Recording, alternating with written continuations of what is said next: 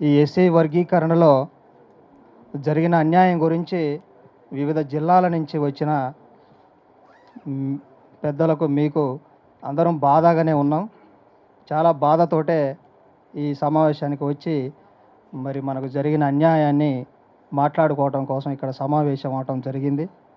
చాలా విషయాలు బైరి వెంకటేశ్వర్లు గారు చాలా చక్కగా మాట్లాడిండు, స్ఫూర్తిదాయంగా ఉన్నది.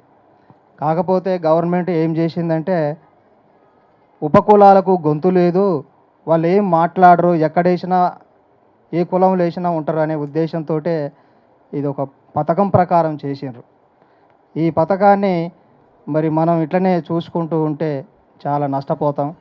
దానికి వెంకటేశ్వర్లు గారు మాట్లాడినట్టుగానే అందరూ వెంకటేశ్వర్లాగా గొంతెత్తి మాట్లాడటం నేర్చుకోవాలి. వారు ఈ కార్యక్రమాన్ని ఉపకులాలు ఎట్లున్నారంటే ఒక గడ్డిపోసల్లాగా ఉన్నారు. గడ్డిపోసలు విడివిడిగా ఉంటాయి. అదే మాలమాదిగ సోదరులు ఏ విధంగా ఉన్నారు? ఒక పెద్ద తాడులాగా ఉన్నారు. ఆ తాడుని వాళ్ళ గుప్పిట్లో పెట్టుకున్నారు. మాలమాదిగ సోదరులని గుప్పిట్లో పెట్టుకొని మన ఉపకులాలని దూరం చేశారు. వీళ్ళు ఏం చేస్తారులే అని. కానీ మరి మన హక్కులు మనం ఈ గడ్డిపోసలన్నీ ఏకమయ్యి ఒక తాడులాగా తయారయ్యి మనం తాడులాగా తయారైతే అప్పుడు మన జనం కూడా ఎంత జనం ఉన్నది మన ఉపకులం అనేది వాళ్ళకు తెలియాలి.